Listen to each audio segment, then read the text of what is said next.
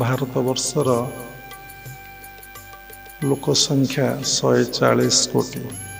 ଯଦି 1% ଲୋକ ହୁଅନ୍ତି ତାହେଲେ 1,40,00,000।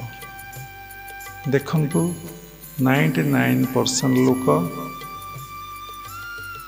ଈଶ୍ୱରଙ୍କୁ ଭଜନ କରୁନାହାନ୍ତି, ଧ୍ୟାନ ଜପ କରୁନାହାନ୍ତି, ଈଶ୍ୱରଙ୍କ ପିତାର୍ଥେ କର୍ମ କରୁନାହାନ୍ତି। ଯଦି 1% ଲୋକ କରନ୍ତେ ତାହେଲେ ଭାରତର ସାଧୁ ସଂଖ୍ୟା 1,40,00,000 ହୁଅନ୍ତା। ଏକଥା କହିବାର କ'ଣ କାରଣ? ଆପଣ ମୋତେ ଶୁଣିକି ଭାବୁଥିବେ, ତା ଭିତରେ ପ୍ରଶ୍ନ ଉଠୁଥିବ, ଆମେ ଯଦି ସମସ୍ତେ ଏଇ ପଥରେ ଯିବା, ଏଇ ଲାଇନରେ ଗତି କରିବା, ତାହେଲେ ସଂସାର ପ୍ରବାହ କେମିତି ରହିବ? ଆଉ ସୃଷ୍ଟି ପ୍ରବାହ କେମିତି ଚାଲିବ? ଦେଖନ୍ତୁ, ଯଦି 1,40,00,000 ସାଧୁ ନାହାନ୍ତି, ତାହେଲେ କେତେ ପରସେଣ୍ଟ ଏ କଥା ଭାବିଛନ୍ତି? ତୁମେ କିଏ କଥା ଭାବିବା ପାଇଁ? ସୃଷ୍ଟିଟା କ'ଣ ତୁମର? ତୁମେ ଆସିବା ପୂର୍ବ କ'ଣ ସୃଷ୍ଟି ନଥିଲା? ତୁମେ ଗଲେ କ'ଣ ସୃଷ୍ଟି ପ୍ରବାହ ରହିବ ନାହିଁ? ଯଦି 1% ଲୋକ ଏକଥା ଚିନ୍ତା କରୁନାହାନ୍ତି, ତୁମେ ଏକଥା କାହିଁକି ମନରେ ଭାବୁଛ? ତୁମେ ଭାବୁଛ ତୁମେ ଭଗବାନଙ୍କ ମାୟାରେ ପଡ଼ିଛ ବୋଲି। ତେଣୁ ସଂସାର ଭିତରେ ରୁହନ୍ତୁ, କେହି ସଂସାର ଛାଡ଼ି କୁଆଡ଼େ ଯିବେ ନାହିଁ, କିନ୍ତୁ ଈଶ୍ୱରଙ୍କୁ ଭଲ କି ଜାଣନ୍ତୁ, ଈଶ୍ୱରଙ୍କ ବିଷୟରେ ଜ୍ଞାନ ଲାଭ କରନ୍ତୁ, ଈଶ୍ୱରଙ୍କ ପାଖରେ ନିଜକୁ ସମର୍ପଣ କରିଦିଅନ୍ତୁ, ଈଶ୍ୱରଙ୍କୁ ଭଲ ପାଇ ବସନ୍ତୁ ଏବଂ ତାଙ୍କର ପିତାର୍ଥେ କର୍ମ କରନ୍ତୁ। ଯଦି 16 ଘଣ୍ଟା 20 ଘଣ୍ଟା ସମୟ ଆପଣଙ୍କର ପରିବାର ପାଇଁ ଦେଉଛନ୍ତି, ଠିକ୍ ଅଛି। ଈଶ୍ୱର ପାଇଁ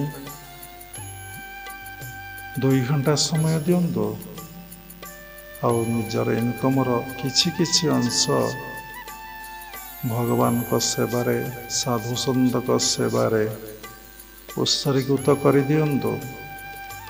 ଦବା ଅର୍ଥ ଆପଣ ଶ୍ରମଟା ହିଁ ଦେଲେ। ବିନା ଶ୍ରମରେ ତ ଆପଣ କିଛି ରୋଜଗାର କରିନାହାନ୍ତି, ପରିଶ୍ରମ କରିଛନ୍ତି। କ'ଣ ରେଜଲ୍ଟ ମିଳିବ? ଆପଣ ଯେତିକି ଦେବେ, ଭଗବାନ ତାର ଅନେକ ତା ତୁଳନାରେ ଅଧିକା ଆପଣଙ୍କୁ କେଉଁ ମାଧ୍ୟମରେ ଫେରେଇ ଦେବେ, ଦେଇଦେବେ। ତା ଧ୍ରୁବ ସତ୍ୟ ଦେଇଥିଲେ ପାଇ। ଆମେ ଭଗବାନଙ୍କୁ ଦେଖିପାରୁନେ, ଭଗବାନଙ୍କୁ ଜାଣିପାରୁନେ, ଭଗବାନଙ୍କୁ ଦର୍ଶନ ଉପଲବ୍ଧି କରିପାରୁନେ।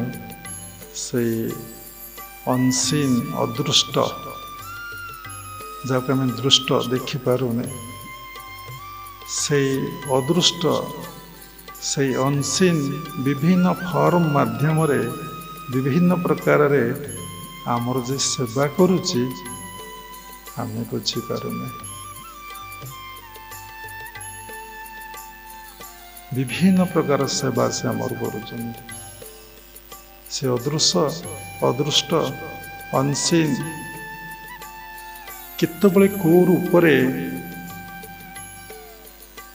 ଆମ ପାଖରେ ବିଦ୍ୟମାନ, କେତେବେଳେ ଗୁରୁ ରୂପରେ, କେତେବେଳେ ବନ୍ଧୁ ରୂପରେ, କେତେବେଳେ ସଖା ରୂପରେ, କେତେବେଳେ ସ୍ତ୍ରୀ ରୂପରେ, କେତେବେଳେ କୋଉ ରୂପରେ, ପଶୁପକ୍ଷୀ ରୂପରେ, କେତେବେଳେ ଯେ ସେ କ'ଣ ଆମକୁ ଗାଇଡ୍ ନ କରୁଛି, ନ ଦେଉଛି, ନ କରୁଛି, ସେଇ ବୋଧଟା ଆମ ଭିତରେ ନାହିଁ।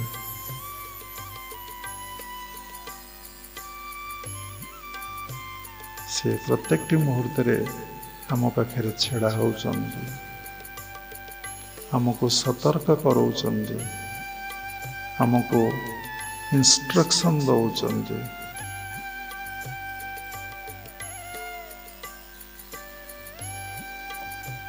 ସେ ଆମର ସେବା କରୁଛନ୍ତି। ଥରେ ଠାକୁର ନିଗମାନନ୍ଦ ବିଶ୍ରାମ କରୁଥିଲେ। ଶିଷ୍ୟଗଣ ତାଙ୍କର ସେବା କରୁଥିଲେ। ଠାକୁର କଥା ପ୍ରସଙ୍ଗରେ କହିଲେ, ଭଗବାନ ମୋତେ ମୋର ସେବା କରନ୍ତି, ଭଗବାନ ମୋତେ ଖାଇବାକୁ ଦିଅନ୍ତି, ଭଗବାନ ମୋତେ ପିଇବାକୁ ଦିଅନ୍ତି, ଭଗବାନ ମୋର ସମସ୍ତ ଦାୟିତ୍ୱ ନିଅନ୍ତି। ଯେତେବେଳେ ଶିଷ୍ୟମାନେ କଥା ଶୁଣିଲେ, ସେ ଭାବିଲେ ଠାକୁରଙ୍କର ଭଗବାନ ଏତେ ସେବା କରୁଛନ୍ତି, ଠାକୁରେ ଆମକୁ ଟିକେ ଭଗବାନଙ୍କୁ ଦେଖେଇ ଦେବେ ନାହିଁ। ସମସ୍ତଙ୍କର ତ ଭଗବାନ ଦର୍ଶନ ପାଇଁ ବ୍ୟାକୁଳତା ନଥାଏ। ଯେଉଁମାନେ ଘର ଦ୍ୱାର ଛାଡ଼ି ଆଶ୍ରମବାସୀ ହେଇଯାଇଛନ୍ତି, ସେମାନଙ୍କ ଭିତରେ ଜିଜ୍ଞାସା ଥାଏ, ଭଗବାନଙ୍କୁ ଦର୍ଶନ କଲେ ଆମ ଜୀବନ ଧନ୍ୟ ହେଇଯିବ। ତା ପରବର୍ତ୍ତୀ ସାଧନା ଅଛି, କିନ୍ତୁ କାହାକୁ ଜଣା ନାହିଁ। ଦର୍ଶନ ପରେ ତାଙ୍କ ସହିତ ମିଳନ ଏକକାର ହେଇଯିବା ପାଇଁ ଗୋଟେ ସାଧନା ଅଛି। ଠାକୁର ନିଗମାନନ୍ଦ କହିଲେ ତୁମେମାନେ କିଏ କି? ମଲା ଲୋକ କ'ଣ ସେବା କରେ? ଜୀବନ୍ତ ଲୋକ ବା ଭଗବାନ ହିଁ ସେବା। ତୁମେ ମୋର ସେବା କରୁଛ, ତୁମେ ମୋତେ ଖାଇବାକୁ ଦେଉଛ, ତୁମେ ମୋତେ ଯତ୍ନ ନେଉଛ, ତୁମେ ମୋର ସବୁ କାମ ଶଯ୍ୟା ତ୍ୟାଗ ଶଯ୍ୟାକୁ ଯିବା ପର୍ଯ୍ୟନ୍ତ ତୁମେମାନେ କରୁଛ। ତୁମେମାନେ କିଏ? ସକଳ ଦେହେ ନାରାୟଣ ବସନ୍ତି ଅନାଦି କାରଣ, ସକଳ ଜୀବେ ନର ହରି ବସଇ ଆତ୍ମା ରୂପ ଧରି, ସକଳ ଭୂତେ ବାସ ମୋର ମୁଁ ଆତ୍ମା ଜଗତ ଈଶ୍ୱର। ନୋ ଗଡ୍, ନୋ ୱାର୍କ, ନୋ ଗଡ୍, ନୋ ଥଟ୍ସ। ଈଶ୍ୱର ନାହାନ୍ତି ତ କାମ ନାହିଁ, ଈଶ୍ୱର ନାହାନ୍ତି ତ ଚିନ୍ତା ନାହିଁ। ତୁମେ କିଏ? ସେଥିଲାଗି ବିବେକାନନ୍ଦ କହୁଥିଲେ, বহু রূপে সম্মুখে তোমার, কোথায় খোঁজছ ঈশ্বর। বহু রূপে সম্মুখে তোমার, যেতে রূপ দেখুছ, যেতে নাମ, ସବୁ ହିଁ ତୁମର। କେଉଁ ନାମ ଧରି ଡାକିବି ତୁମକୁ, ସବୁ ନାମ ହିଁ ତୁମର। କିନ୍ତୁ ଏ ରିଏଲାଇଜେସନ୍ ନାହିଁ।